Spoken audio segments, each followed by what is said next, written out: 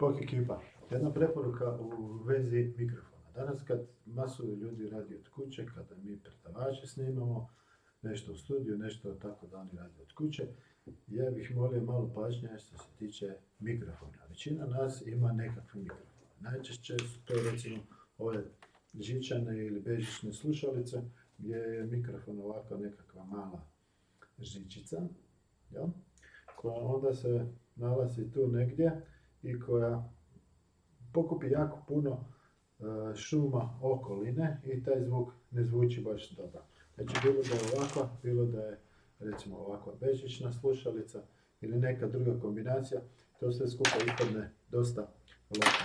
Ono što bih vam ja preporučio je da probate nabaviti neke ovakve slušalice kao što sad ja imam, koje imaju ugrađen mikrofon. Zašto je to dobro? Prvo, zato što će vaš glas biti konstantne kvalitete i konstantnog intenziteta. Mikrofon je stalno jednako udaljen od vašeg usta. Ispravna lokacija gdje ćete taj mikrofon staviti vam je otprilike ovako.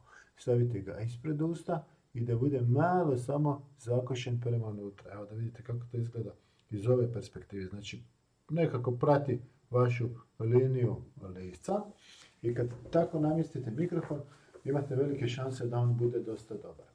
Prije nego što počnete snimati, provjerite levele, to su one nivoji koliko glasno se taj mikrofon čuje. Znači ne bi vam smio ići u nekakvo crveno, negdje tamo do minus 6 decibela u nekakvom žutom polju. Kako to izgleda na Windowsima 10 ću vam sad pokazati. Znači dođete iznad ovog znakića za zvuk, Open Sound Settings i kad otvorite Sound Settings idete tu, pogledajte prvo da imate mikrofon, u ovom slučaju moj vanjski mikrofon, eksternalni mikrofon, Device Properties i na Additional Device Properties.